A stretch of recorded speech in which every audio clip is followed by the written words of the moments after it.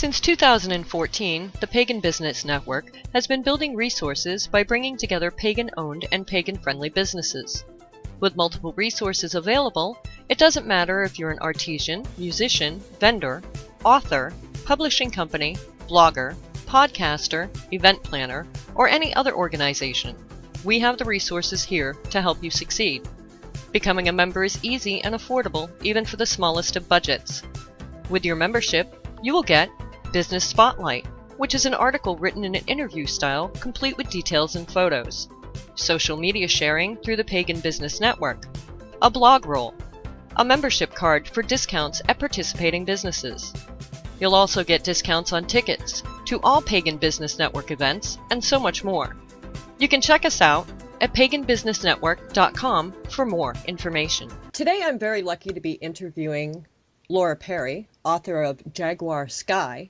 I want to thank you so much for agreeing to this interview. Can you tell our listeners a little bit about yourself? Well, I am a pagan author and artist. I write fiction and nonfiction. I have been fascinated by ancient religions since I was a kid, and I feel like I'm really blessed to be able to do this, put this out there in the world. Yes, and you're an awesome writer because I have read a couple of your books, and I do love your writing. Oh, How many thank you. books? You're welcome. How many books have you written in all? Well, I have so far written 4 that are just mine, 3 nonfiction, and then this novel. Mm-hmm. And I have another nonfiction book and a novel coming out this year. And I've also contributed to, I guess, 4 pagan anthologies so far, with another one coming up. So Oh, that's awesome. I was going to ask you that too, if you had collaborated with any other writers. absolutely. That's great, and it's awesome when you can do that. Now, did you always see yourself being a writer? I think I have always seen myself as some kind of creative person. Mm-hmm. But honestly, at least the fiction that I wrote, like in high school and college, that my teachers were kind enough to grade without actually barfing on the paper, was not all that great. So it took me a long time to come around to the possibility that I could actually do this for real, in the big world. Mm-hmm. Now, do you do this full-time or part-time? Oh, this is part-time. I'm like the 95% or so of writers out there, don't quit your day job. Mm-hmm. So yeah, I wish I could do this full-time. That's sort of a dream, I guess. But I'm still lucky to get to do it. So. Yeah, exactly. So, talking about your book, Jaguar Sky, can you give us some insight into the main character and the theme of the book? Okay, well, this is I guess you could call it a mystical adventure novel. Mm-hmm. It is set in the current time, and the main character is Maddie Phoenix, who is a college student, and she has a nightmare that puts her in a frame of mind that she feels compelled to sign up for an archaeological dig with her college department in Central America, which is Maya territory. That sounds very interesting. This is a book that I'm going to have to get and read. I'm definitely going to have to get this. I'll send you a copy. That sounds awesome. This may sound like a funny question, but why do you write? It's not a funny question at all. I think, like most writers, I feel kind of compelled. Mm-hmm. I've reached the point where I cannot imagine not writing. I feel like I have stories to tell, to share with the world. Also, because I'm a pagan writer, I feel I have some kind of a responsibility to help educate people, and maybe add a little magic to their lives. And you do that. I love the book that I read that you sent me about the Minoan history. And that was amazing. That was an amazing book. I learned so much out of that book. And you have another one, part 2, coming out soon. Yes. The new one will be titled Labyrinths and Horns. Mm. and it is more specifically aimed at the solitary practitioner. Oh, that'll be Uh, amazing. That I yeah, like. That I like because I've been solitary my whole life. So yeah, I'm gonna be getting that book too. a lot of people in that boat. So yes, Yes. I think Well, a lot of people I've seen, especially here where I live in Maine, you can't be as open with it right, due to job reasons and other reasons. They're really I know quite a few up here, but they're not out of the closet. They're very much right. so in the closet due to different reasons. So now, do you ever get writer's block? Um, I guess I do. Sometimes I get stuck for what comes next. Mm-hmm. Um, I will admit here that I do have sort of a short attention span, and so what I Something do, shiny. yeah, squirrel. Yep. But what I do, what I've figured out over the years is that if I have several projects going at once, Mm-hmm. if I get stuck on one, I can just set that aside for a short while and go do something else, Mm. and I guess maybe let the first problem kind of simmer in the back of my brain somewhere. Yeah, Um, multitasking seems to be a thing women do a lot. I think that's the way we function the best. maybe. Yeah. But it seems like if I stop trying to get unblocked and just let it be for a while Hmm. and go do something else, then eventually the solution will just sort of manifest magically out of my subconscious or whatever you want to call that. Um, but if I push and try to force it, then it won't come and I will remain stuck. Hmm. So that has been a real lesson for me to sort of be willing to relinquish control and just let it brew on its own for a while. Which makes sense. Now, do you set a special time or place that you write at? I do have a desk. I have an office, such as it is. It's a spare room in our house, which is also used for enormous quantities of messy storage. But yeah, I have my desk, which is where I do all my work. One side of it is for art, and the other side of it is for the writing and all that kind of thing. Well, that's So good. yes, I'm very lucky to have dedicated space. Yeah, exactly, because it's very hard to find sometimes. Now, do you write longhand, typewriter, computer? How do you write your stories? Mostly computer. Hmm. However, I discovered a long time ago that writing by hand accesses a different part of my brain than typing Hmm. does. So I will generally get a whole book written on the computer and then I will print it out and I will sit and edit it by hand on that printout. Because it's like suddenly I'm a different person looking at it, Hmm. from a new perspective. Yeah, because that was going So to be one of yeah, my questions too, was do you do your own editing? So, yeah, you do. I do. Most writers do at least round one of the Hmm. editing themselves, but I'm also a professional freelance editor. Oh, okay. Um, and I know everyone says you can't edit your own work. You can, it's labor. Yeah. Um, Editing someone else's work, I actually find fun. Hmm. Editing, proofreading, whatever. That to me, that's fun. Editing my own work is effort, Yeah. Yeah, but because you'd I have I to do try it. to be biased to your own work as well. Right, right. But it's not just that. I already know what it says, and so the Hmm. temptation is just to glide over the lines rather than examining them. Hmm. So, yeah. Now, how much research do you do when you do your writing?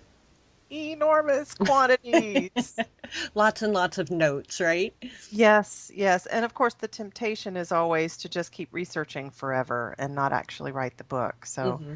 there is a point at which I have to say, I have enough information. I can do this. Hmm. Now, what was the hardest part about writing Jaguar Sky? Um, I think it was deciding how my main character was going to encounter the world of the Maya. This book, Jaguar Sky, was actually inspired by a trip I took to Belize to the exact same Mayan sacred sites that the main character visits in the book. Hmm. And if anyone wants to see pictures on my website, if they look on the page about Jaguar Sky, I posted a whole bunch of the photos I took from that trip. See, I'm going to have to go look at that now. And what was But the easiest yeah, part of doing this book? um, I guess the easiest part was allowing the character to be scared, to be startled, to have her world changed. I know that sounds strange, but normally when I'm writing, I find it hard to put my characters in difficult situations. You know, I guess I'm an empathetic person or something. I don't like people to be in conflict or uncomfortable or frightened or anything like that. But when I was writing this book, I felt compelled to shove her through all kinds of new and scary and world-changing experiences. And that came easy, which I found a little strange, but maybe that means it was the right thing. Yeah, So, that's what I'm thinking. I'm thinking if it seems easy, then it's probably, the direction that you were going in, that it was just the right direction. Now, how did you publish this book, and why did you choose this way to publish it? I ended up self-publishing it. I actually had a really fabulous literary agent who was helping me shop it around to publishers, but my timing really stank. I started shopping this book around in 2010, which was right when all the publishers were gearing up for the Mayan end of the world thing in Oh, 2012, yes. and they already had all their roles full of bigger names than me with Mayan themed books. So, even though there might have been a couple publishers who, under other circumstances, were interested in it, essentially my timing was really bad, and so I ended up self-publishing rather than wait until forever.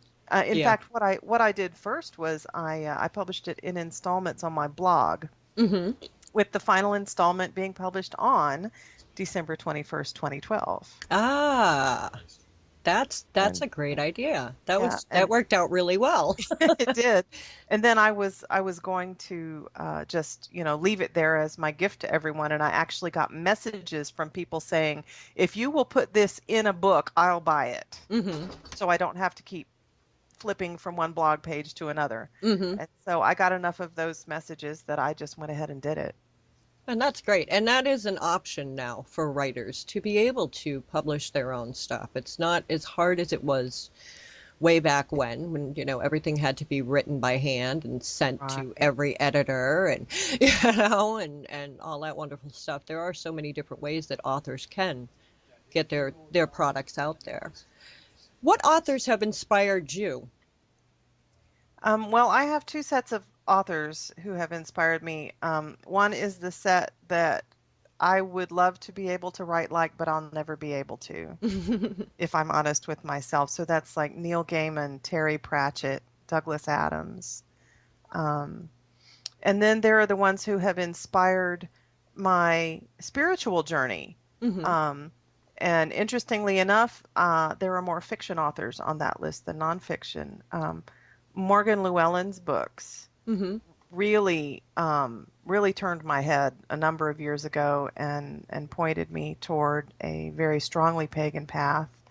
I love historical fiction of all kinds. And I think my favorite book is actually based in Irish mythology. It's called The Hounds of the Morrigan by I Pat have O'Shea. heard of that book. I've It never is read it, but I have heard of awesome. it. You should read it. You should read it. I will have to check that book out. Yeah, because I had a few people tell me that that is an excellent book to read. It So I'm is. definitely going to have to get that book. So I was going to ask you your favorite book, but you've already got me on that one. Now, when you are reading, which form do you prefer? An actual book in your hand or digital? I did not used to have a preference, but as my eyes have gotten older, I find that ink on paper is a little easier on my eyes. Um, a Even a really nice paper white type screen is actually not a static Yeah. object. It is actually fluctuating, even though you can't see that. Mm-hmm. And it actually, for me at least, even though I find it really convenient to read on my tablet, after a while I start getting eye strain. Yeah. See, I don't know. I'm just old school. I love being able to hold that paper book in my hand. You know, whether it's hardcover, softcover, it doesn't matter. It's the smell. There is something to do, is that, especially yes. the old books. They have that smell. The paper has that smell, and I don't know. I'm just old school. I'm just an old And I school. have a bunch of vintage and antique books too. Mhm. So Yeah, I have a ton that my grandmother had that I will never ever part with. You know, they'll get them when I die, but you know, they have to wait till then. all right. So, you are working on specific stuff right now. You have the new Mayan book and the tarot that you are working on right now, correct? Yes, the Minoan Tarot is already available for pre-order on Amazon.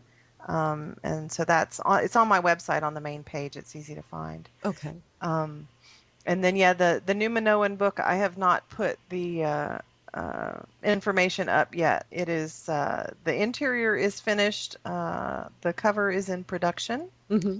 And I will be doing a cover reveal very soon. So this is Modern Minoan Yay. Paganism for the Solitary Practitioner. And then I have as soon as I'm done with that, I will take a deep breath and plunge directly into a novel that I have finished that will be published soon. Yay. And it is also, I guess you'd call it mystical adventure fiction, sort of. It's about a woman who buys an antique bed and falls in love with the ghost of its former owner, and then has to fight to save his soul from Lucifer. Oh, wow. Now that sounds amazing. So, yeah. Yeah. So where can our listeners find your books to check them out and purchase them, and especially the Minoan Tarot, because they can pre-order it now? Yeah, the easiest thing is to go to my website, which is my name, Laura Perry, and then the word author.com. Okay. And that's got the tarot, the books. It's got links to everywhere that you might care to purchase any of them.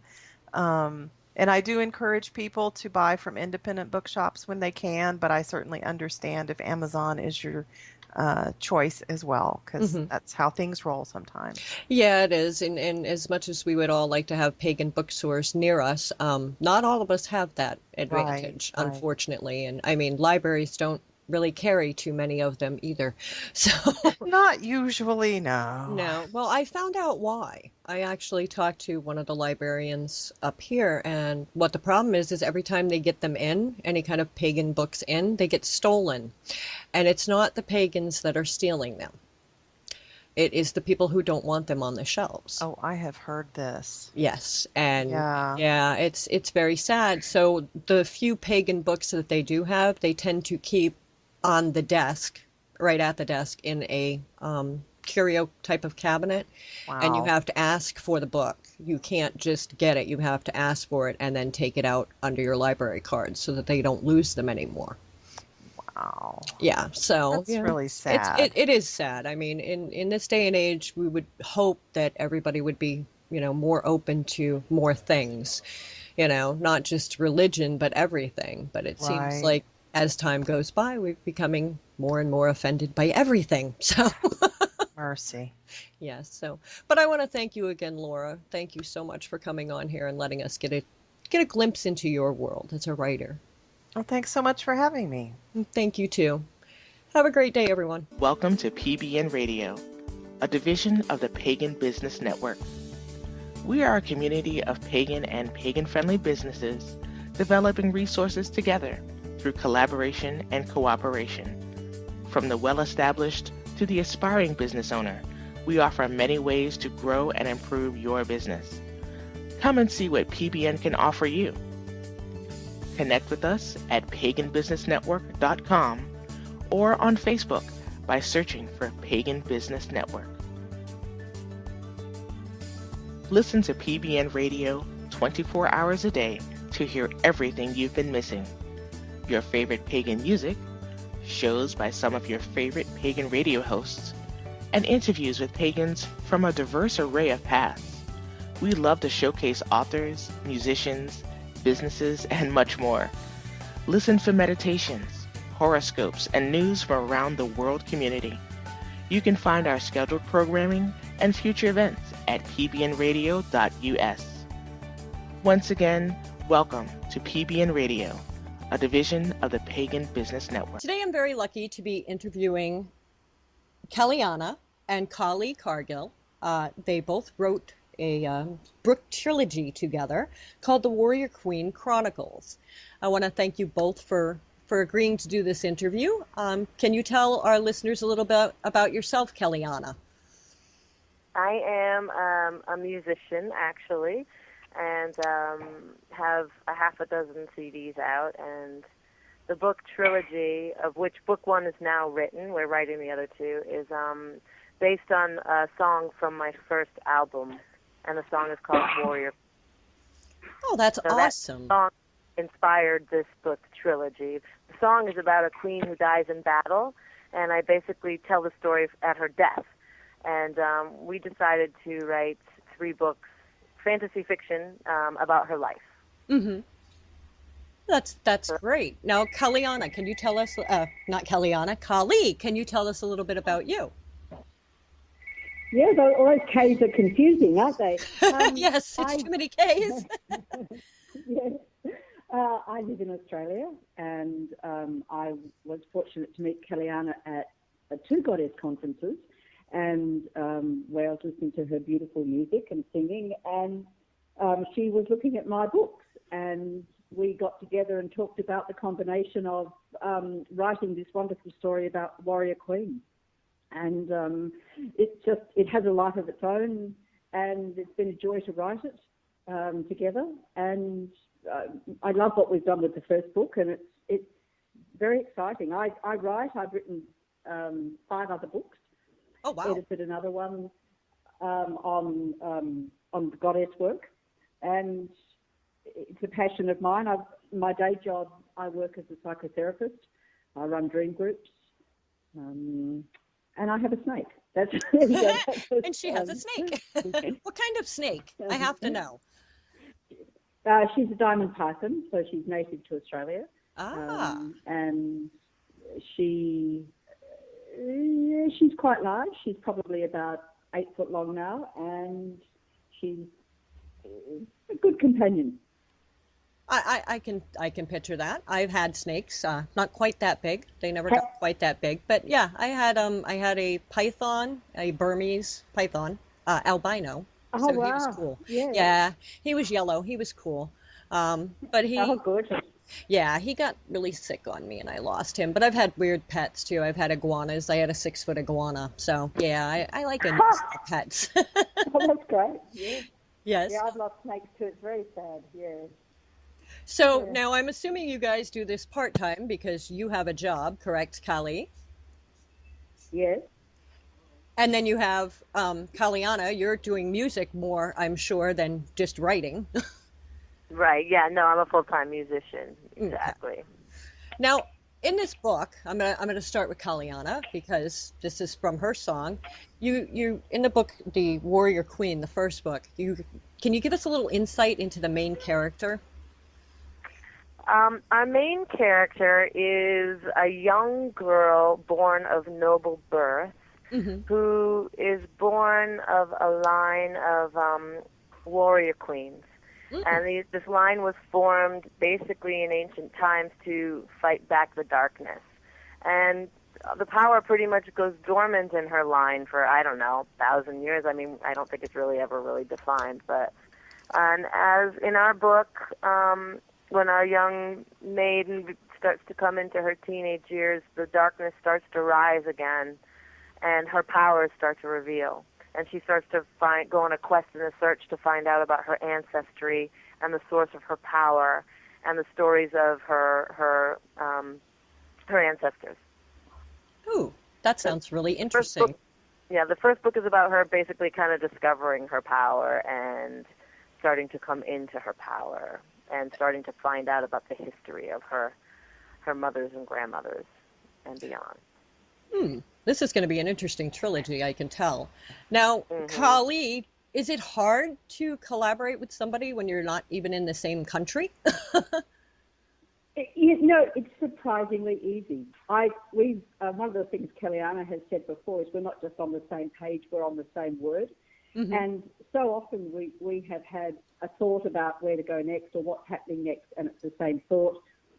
Sometimes each of us have had symptoms that happened to our main character, or symptoms of what happened to each other. Like there's such a strong resonance, and no, so it hasn't been difficult at all. I wasn't sure. I haven't done this before, certainly not for a book length work, and it's been brilliantly easy. So, and quite magical in some ways, in those sort of synchronicities, quite magical. And that's got to be a plus to be able to be connected like that, to work together, especially considering you guys are so far apart. So you must have to have that connection. Yeah, it's been invaluable, and I think sometimes when we're both busy and haven't talked for a while, there's something in this, like Leanna is her name. Leanna is our main character, and something of her story starts to fade, and as soon as we reconnect, it just becomes vivid again. So there's definitely something in the connection that nourishes the story. That's amazing. So I'm kind of thinking that this character has its own little spirit, I would say, and is helping you write about her. Yeah, it feels like that to me. She definitely has a story to tell, and I think that story's been gestating for a long time, because Kellianna has said so often that she's wanted to tell this story, and the song was an inspiration and is such a well-loved song, and by so many people, and yet it begins, as Kellianna said, at our warrior queen's death. So that's, in a way, that's quite challenging to start telling a story when we know the ending. Yes. Now I can speak. Really, I can. This is why I do radio. It's because I can speak. Yes. You guys have written the first book already, correct? Yes, the first book is out. Yes, it came out in like April or late March, early April. First book is out. Okay, yes, so you guys are working on the second book now, right? Yes. Okay. Yes. Go ahead, Kaalii. Yeah, look, the first book is definitely out. We've had fabulous reviews. People are loving it, and that's always rewarding, because we loved it. Then there's always, it's like that moment of you're giving birth to something that comes out into the world. And I remember somebody reading a writer saying that putting your book out there is like watching your toddler cross a 5-lane highway on its own. It's your baby. Know. Yes, and it's your baby. You got to watch it grow. Yeah. So that it's delightful that people are loving the book, because we love it. And there's more to, like, she's seeking the story of her power, the secret of these powers that rise up. She needs to learn to manage them, because something in the history says that there's been some destruction associated with these powers if they're not used well. There's also love. There's there's a complexity of different love, different layers of relationships. So it's not the characters are grow and become complex. The storyline of a fantasy novel has those mythic elements that are consistent in most fantasy novels. And it's the characterization. It's when the characters come to life and they have their own quirks and their own complexities, that the richness of a tapestry gets woven. Yes, it sounds like a very interesting read. Kellianna, did you have to do any kind of research to write the book?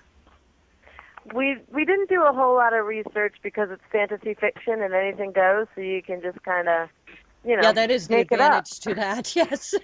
So Kaalii did a lot of research. She did research some of the myths and stuff, so that there's excerpts in the books where the Norse mythology, kind of weaves into our stories. So we do some research on like the myths and the stories that we want to kind of intersperse in there. But as far as maybe I'm sure Kaalii did quite a bit of research on the Nordic words themselves that we were using. But as it is fantasy fiction, we get to kind of make it up. Yes, which is nice. Kaalii, what did you do for the I'm doing well today for your Go ahead. Look, Well, for me, when I'm writing fantasy, I agree with Kellianna that one of the delights is the story tells itself, in the sense that it sort of is that anything goes, and then in another way it is that it actually follows a very consistent mythology and system of magic. Mm-hmm. So the system of magic that's being used is based in Nordic mythology and in what we understand from the magic use in the Nordic mythology, and like there's an interface, there's sort of an interweaving between the Nordic and the Celtic, which historically possibly happened anyway. Mm-hmm. And yeah, so for me, when I'm writing fantasy, the system of magic really does need to be consistent, and that's very important to me. So it's not just sort of plucked out of the air in that sense, because both Kellianna and I have worked in ritual and have a deep sense of that work. And so that shows through in the book. I like that depth. I like the depth of that. If you like, it's fantasy, and yet there's a reality, a realness in the system of magic. Mm-hmm. Yes. Now, Kaalii, what advice would you give an aspiring writer? Because writing is really, books is not your thing. I'm sure you write songs, but books is a little different, right? Books is way different. Well, that's why, I needed Kaalii's help on this, because in writing songs or chants, I relay a vast amount of information in minimal words. Mm-hmm. Whereas writing a book, you need to use a lot of words. So I needed somebody who was, a really great writer to help me to bring the story to life. Mm-hmm. And in this new book, I'm actually going to be getting more involved in actual writing different excerpts and different chapters and things like that. But I think if you have a great idea and you can't really pulling off a whole book yourself, find somebody to help you write it. Find a co-author who can help you to bring the story to life. That's what I did with Kaalii. I said, I got this idea. I've got these characters. I've got interactions. I've got stories. I've got all this stuff, and I just can't organize it to see the way to make it into a novel or a trilogy. So she was brilliant at just helping me bring the whole thing to life. I gave her everything I had written over years as far as ideas for characters and relationships and different storylines, and we just ran with it from that, with that. And then we had frequent Skype calls to hash out the story and talk about it all. So I think if you have a great idea, you're not exactly sure how to write a book, then getting a co-author, somebody who can help you with her great experience, is just a fantastic way to do it. Do it as a collaboration. I loved working with Kaalii. Like she said, we are just so on the same wavelength in every single way. Even when it came down to trying to figure out contract stuff, or when she hurt her shoulder, my shoulder hurt for a week, and when I had an earache, she had she had this unidentifiable ear pain. I'm serious. It was we are so in sync with each other. And I don't know if we're just fortunate to have just a really beautiful, synchronicity between us and our relationship of working together, but I will thank every God I can think of that, we came together to do this project. It's smooth as silk, and I don't know that that's usually how it works, but I wouldn't think so. I think if you don't have that connection, it would probably be very difficult to do that, mm-hmm. to collaborate with somebody else. Yeah. Yeah. Now, I Kaalii, think it would show in their writing, it would probably. Yeah. So, Kaalii, you have more than just this book. You have a ton of books. So, what's the advice you have for somebody who's just starting out writing? Oh, look, I think that the main advice, and I think most people would say this, is keep writing. I started to write a fantasy trilogy, I can't remember, a decade ago. Mm-hmm. And I completed that trilogy. But one of the things I did during that process was write a lot of short stories to sort of teach myself more about my craft, more about writing. And I won some awards, some were published. And I started to interface with the world with my writing. And I went off and did one of those 6-week boot camps, writing boot camps in genre writing, fiction, fantasy, the Odyssey Writing Workshop, which is a wonderful training ground for mm-hmm. aspiring fantasy writers. I think that we've got to trust ourselves, what we bring to it, and we also have to be open. We have to have student mind. We have to be open to learning, receiving feedback, taking the knockbacks, the rejections for our writing, and keep writing. It's and these days, I do think that self-publishing is a very exciting way to go, because it's a way to reach a target audience, people who are interested in your work, and give them something they're wanting to read, like cooking a great meal and inviting the guests who are really going to appreciate that food. Which, it's an interesting world at the moment, the world of writing and publishing. I think writing's always the same. It's been what it's been forever. But the world of publishing and getting your work out there is changing rapidly. And that's another whole area that writers now have to contend with.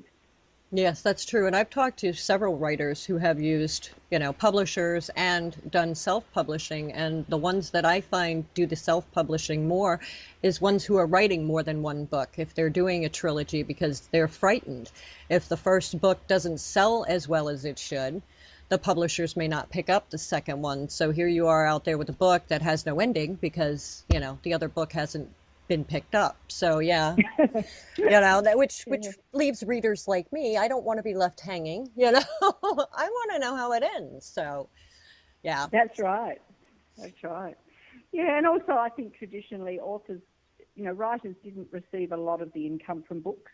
And I do think there are ways to structure book sales that work better for writers who, I understand that it was a collaborative process, writers, editors, publishers, but, writers really didn't receive a lot for their work. Yes. And, it's a strange industry in that way. Yeah. So where can our listeners get this wonderful book? We have a dedicated website called warriorqueenchronicles.com. The book is also available through Amazon and at Kindle. Perfect. And Kaalii, if they want to get any of your other books? The same, exactly Same thing. The same. So my books are up on that website and on Amazon and on my own website, but they can certainly access it through the Warrior Queen Chronicles website. Oh, wonderful, wonderful. And my CDs also are for sale. Yes, I was going to say, you have your music out there as well, correct? Yeah, so we have a web store on our website, and both Kaalii's book catalog and my CD catalog are available there. Oh, awesome. That way everybody can do one-stop shopping. Can't beat that. Indeed. Can't beat that. All right, Kellianna and Kaalii, I want to thank you so much for coming on here and letting us get a little glimpse into your world and showing what collaboration actually should look like when you're going to be working together. Thank you so much. Thank you. Great to talk. Yes, I love your accent too. All right, everybody, stay tuned. We'll be right back with more stuff.